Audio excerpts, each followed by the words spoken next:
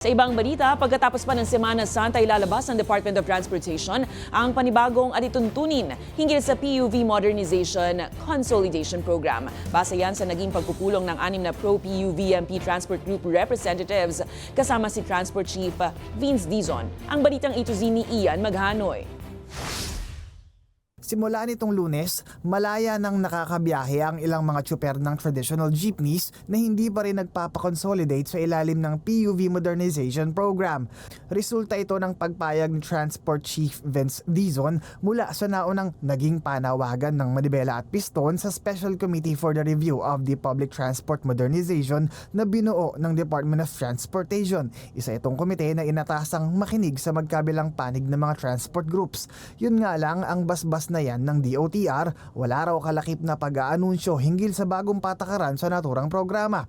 Kaya't ngayong Martes, April 8, 6 na pro-PUV-MP Transport Group leaders naman ang biglang tumulak sa tanggapan ng Transportation Department sa San Juan City para makipagdialogo.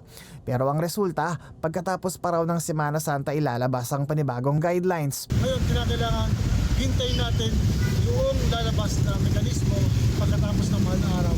At yun ang inaasahan namin na makakabuti para sa lahat. Consolidated na kami. Pabor sana lahat sa amin, sa mga consolidated. Hindi doon sa ayaw.